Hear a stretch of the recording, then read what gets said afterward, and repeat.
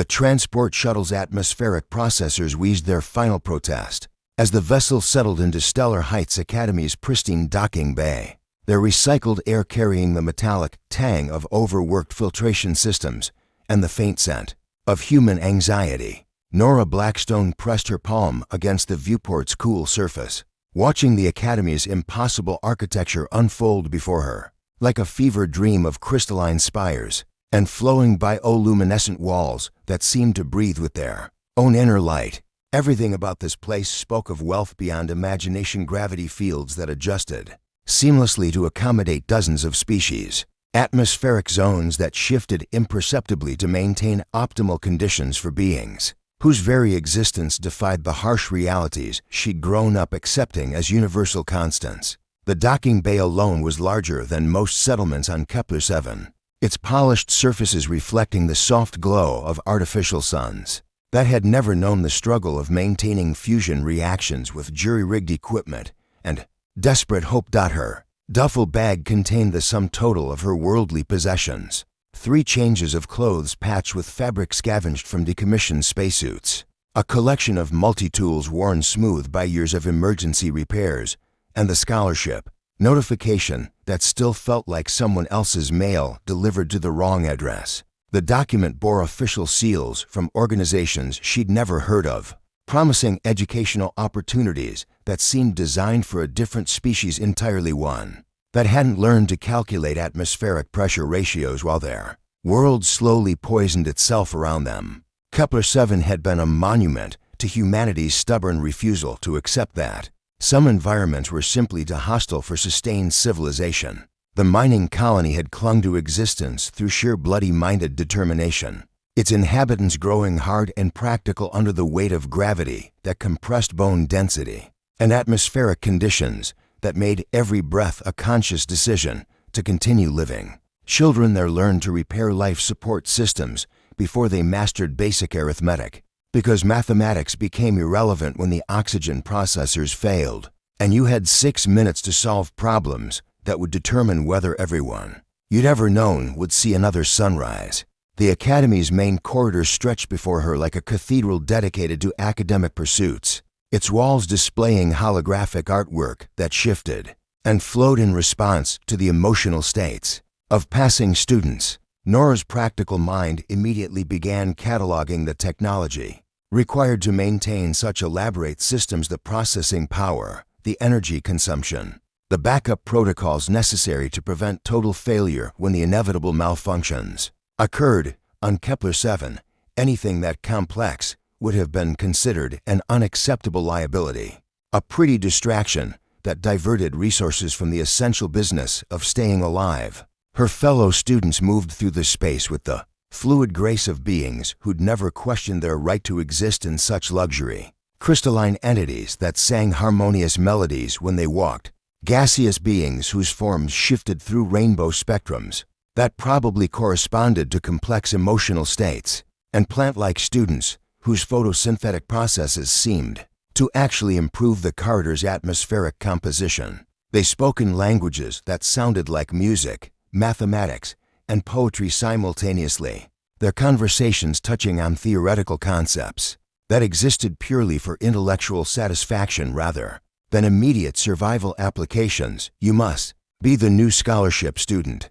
The voice carried an accent that reminded Nora of wind through distant mountains, musical and strange, but somehow familiar in its underlying warmth. She turned to find herself facing someone whose appearance challenged every category. Her practical mind tried to apply tall and graceful, with features that combined strength and delicacy in proportions that seemed mathematically impossible, skin that held the faint shimmer of captured moonlight, and eyes the color of deep space that seemed to contain actual stars. "Nora Blackstone," she replied, her voice carrying the efficient directness of someone raised where words were tools rather than entertainment. "And you are Zephyr Moon Whisper," they said, extending a hand in the universal gesture of peaceful contact. "Third-year student, atmospheric sciences and xenobiology double major. I volunteer with the orientation program because I remember how overwhelming this place can be for anyone from outside the core worlds." Their handshake was surprisingly warm, And for a brief moment Nora felt an odd sensation, as if gentle electricity was passing between them, carrying information that had nothing to do with words or conscious thought. Zephyr's expression shifted subtly, their eyes widening with what might have been surprise or recognition. "You're very..." Zephyr paused, seeming to search for appropriate terminology. "Your emotional resonance is remarkably intense. I should mention that my species has mild empathic capabilities. We don't read thoughts, but we can sense the general emotional landscape of beings around us. Most people here have learned to moderate their emotional output as part of social conditioning. But you..." They trailed off, looking slightly embarrassed. "I what?" Nora asked, genuinely curious rather than offended. Growing up on a world where emotional control could mean the difference between rational problem-solving and deadly panic had taught her to value honest assessment over polite deflection. "You feel things very deeply," Zephyr said carefully. "Your emotions are like lightning during a thunderstorm. Powerful, honest, completely unfiltered. It's actually quite beautiful from an empathic perspective." Before Nora could process the implications of being described as emotionally beautiful by someone whose species could literally experience her feelings, the sound of approaching voices drew their attention. 3 students glided toward them with the synchronized movement of predators who'd learned to hunt in coordinated packs, their body language radiating the sort of casual confidence that came from never having encountered a problem their social position couldn't solve. The leader appeared to be composed of living crystal, their faceted form refracting the corridor's lighting into spectacular rainbow patterns that probably served as both communication method and intimidation display. Behind them came a gaseous being whose form shifted through atmospheric densities like controlled weather, and a humanoid student whose skin seemed to be crafted from precious metals that gleamed with their own inner light. "How fascinating," the crystal being said, their voice carrying harmonics that made the air itself seem to vibrate with barely contained condescension. "The charity admission from the mining colonies. I'm Trinity Goldweaver, Student Council Representative for Academic Excellence Standards. I wanted to personally ensure you understand the expectations here at Stellar Heights." Trinity's companions arranged themselves in positions that weren't quite threatening, but definitely served to control the available conversation space, a subtle but unmistakable demonstration of social dominance that Nora's survival instincts immediately recognized and cataloged as potentially dangerous. "That's very thoughtful of you," Nora replied evenly, though every nerve ending shaped by years of hostile environment survival was now alert and assessing potential threat levels. "I appreciate everyone's concern for my adjustment to academic life, Bo. We're not concerned," Trinity said lightly, their crystalline features shifting into patterns that might have been amusement if they'd contained any actual warmth. "I'm sure someone with your background understands the importance of recognizing established social hierarchies. After all, proper integration requires knowing one's appropriate place within existing institutional frameworks." The words were wrapped in diplomatic courtesy, but the message was unmistakably clear. Nora was being classified as a curiosity to be studied and managed rather than appear to be respected. She'd encountered this dynamic before in various forms, though usually it involved colonial administrators or visiting corporate representatives, rather than fellow students who probably spent more on clothing than her entire colony had seen in annual budgets. Zephyr stepped closer, their movement subtle but clearly protective, their empathic abilities no doubt registering the dangerous shift in Nora's emotional landscape as survival protocols began overriding social consideration. "Trinity," they said with diplomatic neutrality, "perhaps academic discussions would be more appropriate during scheduled class periods rather than orientation activities." "How considerate," Trinity replied, their attention shifting to Zephyr with the sort of calculating assessment that suggested they were evaluating whether this interaction represented a temporary alliance or a more permanent complication to their social positioning strategies. "I'm sure our new classmate will benefit from guidance about appropriate academic partnerships as well as institutional expectations." The implicit threat in the statement hung in the corridor's recycled air like atmospheric poison, promising future complications that would test whether Nora's practical education had included lessons in surviving predators who used social manipulation. Instead of direct violence, the universe, it seemed, was preparing to demonstrate that some forms of hostility transcended planetary boundaries and species classifications entirely. The Academy's Botanical Research Center existed in a state of carefully controlled chaos, its vast biodomes containing atmospheric samples and growing conditions from hundreds of worlds across the galaxy. Towering trees whose crystalline bark sang in harmonic frequencies grew beside pools of luminescent algae that pulsed with the rhythm of distant binary stars, while flowering vines from gas giant colonies twisted through support structures that defied conventional understanding of plant biology. Nora had discovered the center during her second week at Stellar Heights, drawn by the familiar sounds of atmospheric processors and environmental control systems that reminded her of home. The technical complexity required to maintain so many different ecological zones in a single facility appealed to her practical mind, while the sheer diversity of life forms offered educational opportunities that had never existed. On Kepler 7's barren landscape, she found herself returning each evening after classes, ostensibly to study, but actually to find peace among growing things that thrived despite impossible conditions. The biodomes felt safer than the social complexities of dormitory life, where every conversation seemed to carry undercurrents of evaluation and positioning that exhausted her more thoroughly than the physical demands of maintaining life support systems ever had. It was there, among the singing trees and luminescent pools, that Zephyr found her on a Thursday evening, as the Academy's artificial sunset painted the dome walls in shades of amber and rose. They approached with the careful quiet of someone who understood the sanctity of peaceful spaces, settling onto the bench beside her with movements that seemed to flow like water. "The harmonious groves of Cirrus 9, Zephyr said softly, gesturing toward the crystalline trees whose melodic chimes had provided a backdrop to Nora's contemplation. They're grown from a symbiotic relationship between mineral and organic components.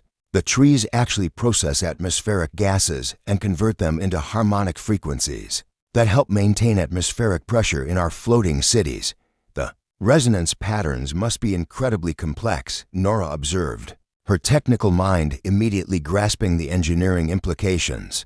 How do you prevent harmonic interference when multiple groves are operating in the same atmospheric space? Zephyr's expression brightened with the sort of enthusiasm that came from finding someone who understood the complexity behind what most beings dismissed as merely aesthetic beauty. Careful tuning of the crystalline matrices, they explained, creating a small holographic model above their palm with casual expertise that still amazed Nora. Each grove is calibrated to complement the others, creating atmospheric symphonies that actually improve air quality while maintaining the structural integrity of our cities. The conversation that followed drew them deeper into technical discussions that ranged from atmospheric engineering to the philosophical implications of civilization that worked with natural systems rather than against them. Nora found herself relaxing in ways she hadn't since arriving at the Academy, her usual wariness replaced by genuine intellectual engagement with someone who seemed to value knowledge for its practical applications rather than its social advantages. "You know," Zephyr said as they walked together through the center's various biodomes, their path lit by plants that responded to their presence with gentle bioluminescence. "You're nothing like what the other students expected when they heard about a transfer from the mining colonies." "What did they expect?" Nora asked, though she suspected she already knew the answer. "Someone harder, I suppose, more defensive. Most survival-oriented worlds produce people who've learned to protect themselves by building emotional barriers that keep others at a safe distance." Zephyr paused beside a pool of water lilies whose petals shifted through rainbow spectrums in response to local electromagnetic fields. "But your emotional resonance is remarkably open when you're discussing something that interests you. It's like listening to music instead of machinery." Nora felt heat rise in her cheeks at the observation. The empathic abilities that made Zephyr so perceptive also meant they experienced her emotions in ways that felt uncomfortably intimate. For someone raised to view vulnerability as a potentially fatal weakness. "Is that unusual for your species?" she asked, genuinely curious about the Mechanics of empathic perception. Being able to distinguish between different types of emotional output. Very unusual, Zephyr admitted, their skin taking on a faint luminescent flush that made them even more striking. In the biodome's artificial twilight, most people's emotions feel like background noise, pleasant enough, but easily filtered out. Yours are like, they paused, searching for adequate comparison. Like the difference between recorded music and live performance, there's an intensity and authenticity that makes them impossible to ignore. That sounds like it could be overwhelming for someone with empathic abilities, Nora said, concerned about the potential discomfort her apparently intense emotional states might be causing. It's not overwhelming, Zephyr replied quickly, their voice carrying undertones of something that might have been wonder. It's enlightening. Most empaths learn to build barriers to protect themselves from constant emotional input. When I'm with you, I don't need barriers because your feelings are so genuine that experiencing them feels like discovering what emotions are supposed to be. The confession hung between them like a bridge neither was quite ready to cross, charged with implications that made Nora's heart beat faster in her chest. She was saved from having to respond by the arrival of other students entering the Botanical Center, their voices carrying the casual arrogance of those accustomed to treating academic facilities as personal entertainment venues. How convenient, came Trinity Goldweaver's distinctive harmonic voice, their crystalline form refracting the biodome's lighting into sharp-edged patterns. As they approach with their usual entourage, our scholarship student has found herself a study partner. How educational for both of you. Jasper Stardust and Phoenix Crystalbrine flanked Trinity with the synchronized movement of practiced intimidators, their presence immediately shifting the peaceful atmosphere of the Botanical Center into something that felt distinctly predatory. Nora felt her muscles tense instinctively, survival protocols awakening despite the supposedly civilized environment. Trinity, Zephyr acknowledged with the sort of diplomatic neutrality that managed to convey both recognition and dismissal simultaneously. I've been hearing such interesting reports about your academic performance. Nora, Trinity continued, apparently immune to subtle social cues. Perfect scores in survival scenarios, exceptional ratings in crisis management, top marks in practical applications of theoretical knowledge. Quite impressive for someone from such limited educational opportunities. Thank you, Nora replied, evenly, though she could feel the familiar tension building in her shoulders as her nervous system prepared for whatever game Trinity was playing. It makes one wonder, Phoenix added, their metallic features arranged in an expression of calculated curiosity, whether such exceptional performance might indicate preparation methods that weren't included in your admission documentation. After all, the Outer Rim colonies are known for their creative approaches to education. The implication was clear enough. They were suggesting her academic success was somehow fraudulent, achieved through methods that wouldn't meet core world standards for legitimate achievement. Nora felt a familiar anger building in her chest, the same cold fury that had sustained her through years of being underestimated by officials who equated resource scarcity with intellectual inferiority. My preparation methods, she said carefully, her voice carrying undertones that made several nearby students look up from their own studies, involved learning to calculate atmospheric pressure differentials while repairing life support systems, studying metallurgical properties while maintaining mining equipment, and mastering emergency medical procedures by treating injuries that occurred when machinery failed. I apologize if practical application of knowledge under life-threatening conditions doesn't meet your standards for conventional academic preparation. Zephyr's empathic abilities registered the dangerous shift in Nora's emotional state, their own posture changing subtly as they moved closer in a gesture that was both supportive and protective. Perhaps, they said with deceptive mildness, we should focus on collaborative learning opportunities rather than comparing different educational backgrounds. But Trinity's crystalline smile had sharpened into something that suggested this conversation had moved beyond academic curiosity into territory that felt distinctly like a challenge. Oh, but I find educational diversity fascinating, they said, their voice carrying harmonics that made the Botanical Center's atmospheric processors emit subtle stress indicators, especially when such diversity demonstrates the adaptability required to function in more refined environments. The words were carefully chosen to sound complimentary while delivering an unmistakable message about social hierarchies and appropriate places within established orders. The Advanced Combat Simulation Laboratory, sprawled across 3 levels of the Academy's military training wing, its spherical chambers capable of generating any battlefield condition the galaxy's armed forces might encounter. Holographic projectors created environments that shifted from asteroid mining facilities to the crushing depths of gas giant atmospheres, while gravity generators produced conditions ranging from weightless orbital combat to the bone-crushing pressure of high gravity worlds. For students at Stellar Heights Academy, the simulation lab represented the theoretical application of strategic knowledge, a place where academic understanding of warfare could be tested under controlled conditions that eliminated actual risk while providing educational feedback on tactical decision-making.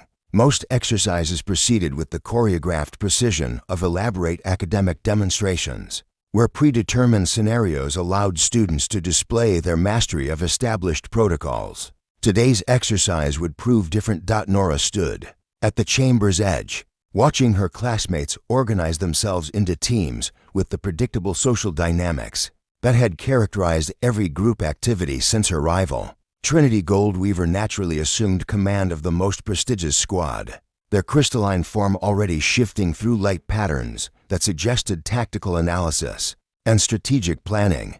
Jasper Stardust and Phoenix Crystalburn flanked them like bodyguards, while other elite students competed for inclusion among the Academy's acknowledged superior forces. Resource extraction under hostile conditions, announced Professor Vortex, the lab's senior instructor whose species appeared to be composed of living energy, contained within a roughly humanoid framework.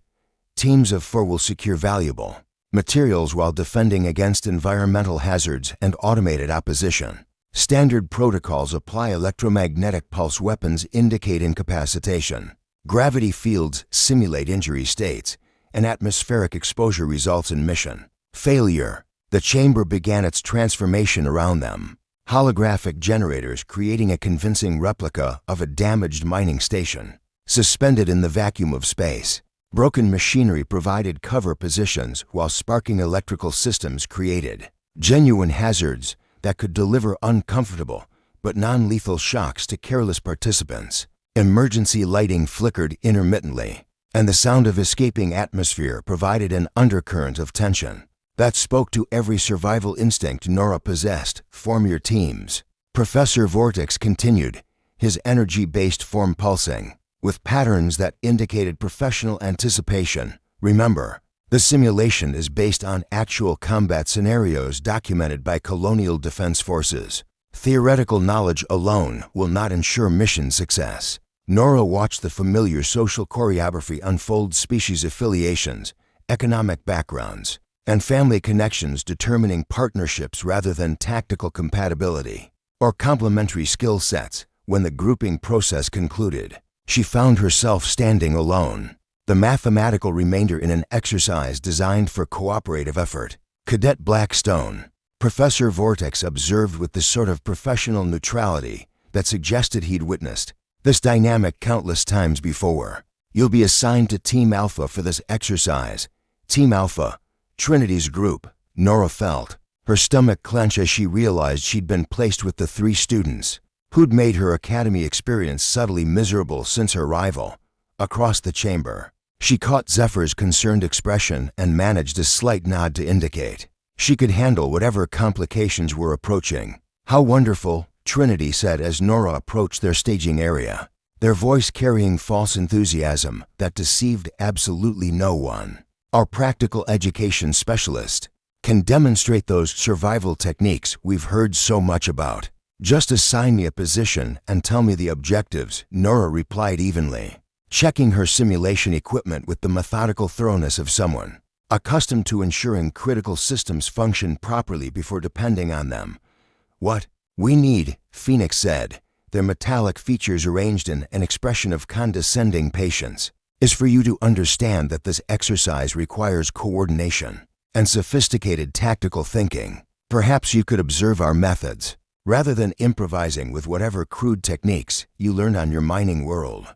The simulation activated with a subtle shift in atmospheric pressure and lighting conditions, transforming the chamber into a convincing replica of a catastrophic industrial accident.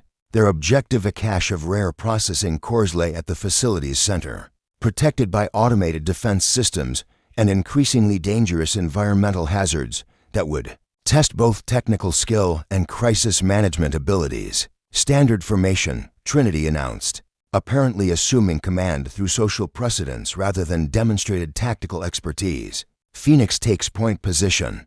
Jasper provides atmospheric support. I'll handle technical analysis, and our colonial representative can monitor for unexpected complications. It was a textbook formation derived from their strategic studies curriculum, elegant in theory, but completely inappropriate for the confined spaces and multiple hazard sources of their current environment. Nora immediately recognized several critical flaws in their approach, but her attempts to suggest modifications were dismissed with the sort of polite condescension reserved for children who didn't understand adult conversations. The first phase proceeded according to Trinity's plan, their team advancing through the facility's outer sections with careful precision that impressed academic observers but wasted crucial time in an environment where atmospheric systems were failing and structural integrity was deteriorating. By the minute, Nora followed at the prescribed distance, her practical experience screaming warnings about pressure drops, electrical hazards, and structural instabilities that her teammates were to focus on formation protocols to notice. Defensive drones activating, Phoenix announced as mechanical sentries emerged from concealed positions throughout the corridor, maintaining point formation and engaging with standard suppression protocols. What followed was a masterpiece of theoretical combat application handicapped by complete inexperience with actual threat response under deteriorating conditions. Trinity's team executed textbook defensive maneuvers that looked impressive, but failed to account for the drone's adaptive programming or the environmental hazards their prolonged engagement was triggering throughout the facility. Emergency lighting failed entirely as power systems overloaded from their sustained firefight, while atmospheric processors began venting toxic gases that would force immediate evacuation or result in simulated poisoning. The elegant formation that had looked so impressive in classroom demonstrations was collapsing under the weight of multiple simultaneous crises that required immediate adaptive responses rather than adherence to predetermined protocols. "This isn't working," Nora said quietly, her voice barely audible over the sound of sparking electronics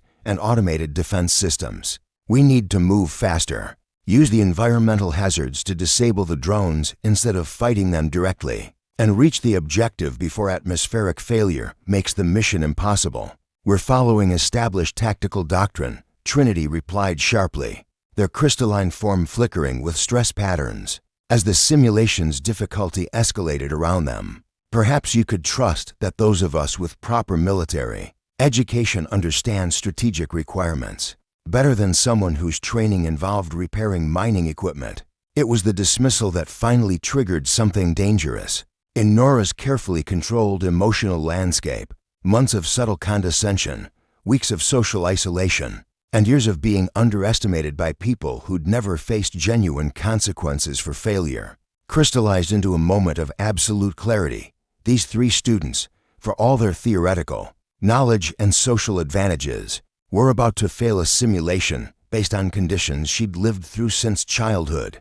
"Fine," she said, her voice carrying undertones that made Zephyr's empathic abilities register alarm from across the chamber. "Follow your protocols. What happened next would be studied in tactical analysis courses for years to come." 12 seconds of educational content that demonstrated the difference between theoretical combat training and practical survival experience. Trinity's formation finally collapsed completely under accumulated system failures and tactical errors, leaving them surrounded by automated defenses in a rapidly deteriorating environment with no viable escape routes according to their academic training. Nora, meanwhile, had stopped following their tactical doctrine entirely. She moved through the simulated facility like someone who'd spent years adapting to environments where hesitation meant death, using structural damage to create shortcuts, turning electrical hazards into weapons against pursuing drones, and exploiting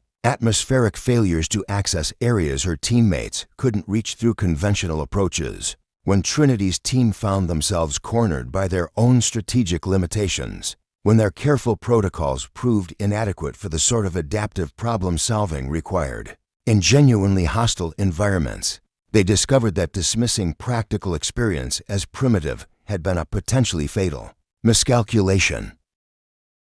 The Academy's medical bay hummed with the controlled urgency of technology, designed to handle injuries across dozens of physiologies, its bioscanners working to assess damage that the facility's medical staff had rarely encountered in an educational environment. Trinity Goldweaver occupied the primary crystalline reconstruction chamber, their faceted form dim and fractured where precisely applied kinetic force had disrupted harmonic resonance patterns their species had evolved to consider unbreakable.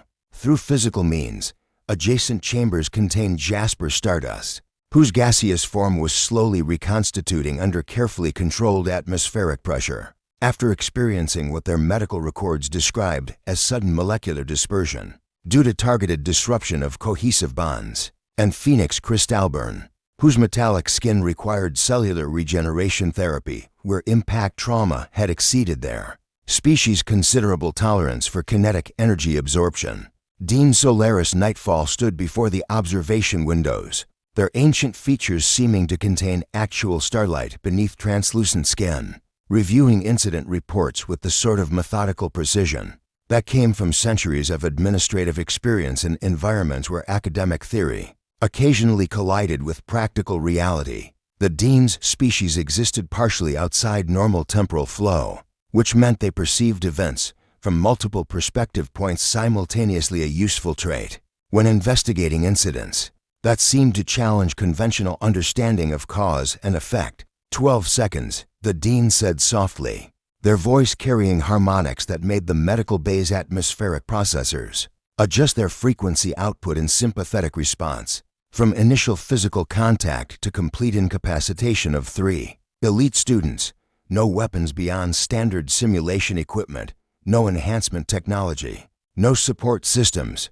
behind them. The Academy's chief security analyst, a being whose crystalline matrix specialized in probability assessment and threat evaluation, projected holographic data streams that mapped the incident's timeline with mathematical precision. The medical reports indicate injury patterns that suggest intimate knowledge of species-specific structural vulnerabilities, they reported, their faceted consciousness flickering through calculation matrices. All 3 victims required specialized intervention based on physiological characteristics that aren't covered in standard xenobiology curricula. Knowledge, the Dean repeated thoughtfully, or adaptation, the distinction may be significant. The medical bay's entrance chimed softly, admitting Zephyr Moonwhisper, whose normally luminous complexion had paled to worried silver. They'd requested permission to provide additional testimony regarding the incident, though their emotional resonance suggested personal investment that extended far beyond academic concern. For a fellow student's disciplinary situation, Dean Nightfall, Zephyr said formally, their voice steady despite the empathic turbulence that indicated significant emotional distress. I wanted to provide context about the circumstances that led to this situation. Your initial testimony has been recorded, the Dean replied gently, though their temporal perception allowed them to sense the importance of words not yet spoken. However, I confess to curiosity about your perspective on Miss Blackstone's background and preparation. As Zephyr took a careful breath, their empathic abilities detecting the complex emotional currents flowing through the medical bay, official concern, professional fascination, and something that felt like anticipation mixed with apprehension. With respect, Dean, I don't think anyone truly understands what survival education means when it originates from a world like Kepler-7. The Dean's attention sharpened, their multi-temporal awareness focusing on possibilities that branched from this conversation like rivers flowing toward uncertain destinations. Elaborate. Most students here learn combat theory, strategic analysis, tactical frameworks, Zephyr explained. their voice gaining confidence as they found their conceptual footing. They study when to engage, how to engage, why engagement might be necessary. Nora learned something fundamentally different. She learned how to survive. Not because survival was academically interesting, but because the alternative was death. The security analyst's probability matrices shifted to accommodate new variables, their calculations producing uncertainty clouds that suggested entirely different threat assessment categories. You're suggesting her responses were based on actual survival experience rather than academic training. I'm suggesting, Zephyr replied carefully, that Trinity's team made the mistake of treating a life or death exercise like an academic demonstration. They approached someone whose entire existence has been a series of survival tests and expected her to follow rules designed for people who've never faced genuine consequences. For tactical failure, Dean Nightfall's expression shifted through temporal states, accessing information from parallel timeline perspectives that existed in their species expanded consciousness. There are additional factors, they said slowly, that weren't included in Miss Blackstone's admission documentation. Information that came to light only after this incident prompted a comprehensive background investigation.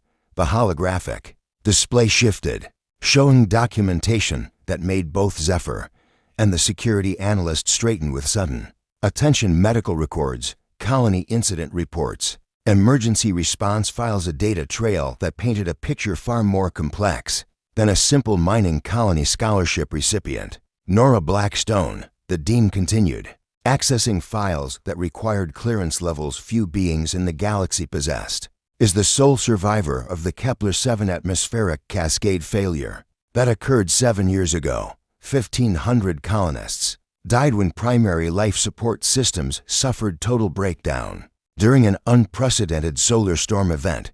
She was 12 years old. The words fell into silence that seemed to absorb sound itself. Zephyr's empathic abilities registered shock, horror, and growing comprehension from everyone present. As the implications crystallized into devastating clarity, she maintained emergency systems for 8 days, the dean said quietly, their voice carrying the weight of tragedy that transcended species boundaries. 12 years old, operating equipment designed for trained technicians with advanced engineering degrees, sustaining atmospheric pressure for the few survivors who couldn't reach evacuation pods. When rescue vessels finally arrived, they found her alone in the primary control center, having successfully improvised solutions to problems that should have been impossible for anyone without specialized technical education. The scholarship, Zephyr whispered, understanding blooming like painful revelation. It wasn't academic merit, it was survivor compensation. The Galactic Colonial Administration provides educational opportunities for children who demonstrate exceptional resilience under catastrophic circumstances, the dean confirmed. Miss Blackstone's admission was sponsored by the Emergency Response Evaluation Committee, who classified her as a natural disaster survivor with unprecedented adaptive capabilities. Under extreme duress, the security analyst's threat assessment algorithms were recalibrating rapidly, producing new probability frameworks that suggested fundamental revisions to standard risk evaluation protocols. Dean, if her defensive responses today were based on actual survival conditioning rather than simulation training, then Trinity's team effectively initiated hostile contact with someone whose defensive reflexes were developed through 7 years of solitary existence on a world actively trying to kill her, the dean finished. Someone who learned to identify structural weaknesses and exploit them not as academic exercises, but as essential skills for continued existence. Zephyr's emotional resonance shifted to something that combined protective fury with heartbreaking compassion. They cornered her, made her feel threatened.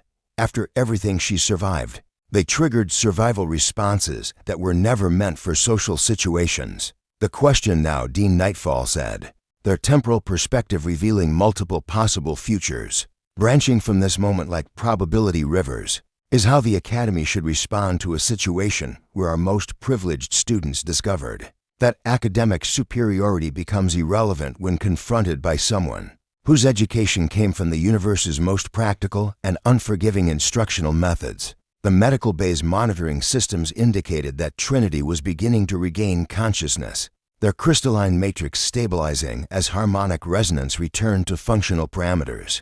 Within hours, all 3 students would be physically recovered from their encounter with 12 seconds of applied survival education. The psychological recovery would require considerably longer, as they learned to process the reality that social hierarchies based on privilege and theoretical knowledge became meaningless when confronted by someone whose strength had been forged in conditions that transformed children into survivors through necessity rather than choice. Some educational experiences, the dean reflected, extended far beyond the intended curriculum and provided lessons that no academic institution could deliberately design or safely simulate.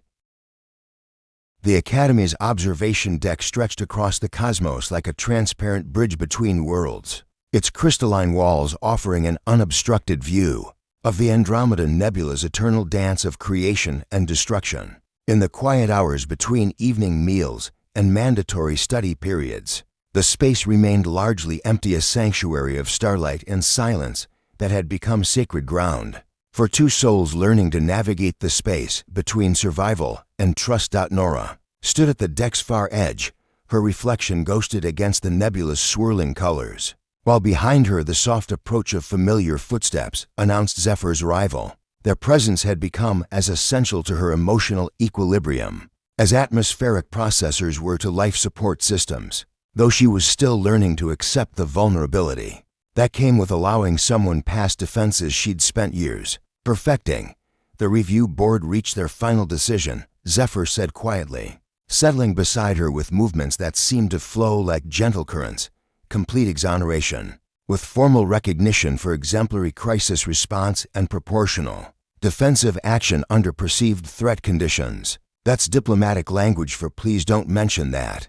Our elite students were systematically outmaneuvered by someone we considered academically inferior. Nora replied, though her tone carried more amusement than bitterness. The past weeks had taught her that Stellar Heights Academy was fundamentally more interested in maintaining institutional reputation than acknowledging uncomfortable truths about privilege and practical competence. Trinity and the others have been reassigned to different simulation sections, Zephyr continued, their empathic abilities detecting the complex mixture of relief and residual tension in Nora's emotional landscape. Apparently, they requested transfers to avoid ongoing educational complications. With students from survival-oriented backgrounds, Nora turned from the nebula's hypnotic patterns to study Zephyr's face, noting how starlight seemed to gather in their features and make their skin luminous with inner radiance. You sound like you're quoting official documentation again. Dean Nightfall wanted me to understand that the Academy's response extends beyond individual disciplinary measures, Zephyr explained, their voice carrying undertones of excitement, mixed with something deeper. They're implementing comprehensive curriculum modifications, mandatory courses in practical survival psychology, adaptive crisis management, and what they're diplomatically calling cross-cultural combat awareness. Students from privileged backgrounds will be required to understand that theoretical knowledge has significant limitations when applied to real-world crisis scenarios, and students from survival backgrounds will learn to distinguish between genuine threats and social posturing. Nora asked with the sort of hard-won self-awareness that came from weeks of counseling, designed to help her recalibrate threat assessment protocols for civilized environments. Something like that, Zephyr agreed softly, though I think the more important lesson is that everyone here contributes something valuable. Your practical experience, my empathic insights, even Trinity's theoretical frameworks, they're all necessary components of a larger understanding that becomes stronger through integration rather than competition. The observation deck's atmospheric systems hummed quietly around them, maintaining the delicate environmental balance that allowed dozens of species to coexist in comfort. Nora found herself contemplating the complexity of engineering required to make such coexistence possible, the precise calculations of pressure and temperature, the careful chemical mixtures that kept everyone breathing, the constant adjustments that prevented any single species' needs from overwhelming the other's requirements. Is that what we are? She asked, the question emerging from thoughts she hadn't quite intended to voice. Components of some larger system. Zephyr's empathic abilities registered the shift in her emotional resonance, hope, intertwined with vulnerability, affection complicated by uncertainty about futures neither could predict with confidence. Their response carried the gentle honesty that had made them indispensable to her emotional well-being. I think, they said carefully, that we're something the Academy's classification systems don't have categories for yet. Someone whose strength comes from surviving impossible circumstances, and someone whose strength comes from understanding the emotional connections that make survival meaningful, rather than merely functional. That sounds like a romantic partnership, rather than an academic collaboration, Nora observed, though her tone suggested she wasn't opposed to the reclassification. Does that concern you? Zephyr asked, their voice carrying the careful neutrality empathic beings used when approaching emotionally significant conversations. The complications that might arise from interpersonal relationships between students from fundamentally different evolutionary backgrounds. Nora was quiet for a long moment, her attention apparently focused on the nebulous shifting patterns while her mind processed questions that had been building since their first conversation in the Academy's corridors. The practical part of her consciousness cataloged logical reasons why emotional attachments represented dangerous vulnerabilities in an uncertain universe. The rest of her, however, had been learning that some vulnerabilities were worth accepting for the possibilities they created. On Kepler 7, she said finally, I learned that the universe is constantly trying to eliminate you, and survival requires being harder than everything attempting to break you. It's effective philosophy for staying alive, but terrible philosophy for actually living with purpose beyond mere existence. And now, Zephyr prompted gently, now I'm discovering that real strength isn't just about being hard enough to survive alone. Nora replied, turning to meet their violet gaze with honesty that made the space between them shimmer with possibility. Maybe it's about being brave enough to trust someone else with the parts of yourself you've spent years protecting from damage. When their lips met, the Academy's atmospheric processors registered brief fluctuations in local electromagnetic fields, a phenomenon later attributed to unusual stellar activity in the nearby nebula. But Zephyr's empathic abilities detected the truth. To beings from different worlds, had discovered a harmony that resonated through dimensions beyond the merely physical, proving that connection could indeed transcend every boundary of the universe, placed between souls brave enough to reach across the void. In the end, the quiet girl from the Wasteland had learned the most important lesson of all, that strength and tenderness could coexist in the same heart without contradiction, and that sometimes the greatest victories were won through the courage to let someone see who you really were beneath all the armor you'd built to keep the universe from breaking you. The Academy had provided education far beyond its intended curriculum,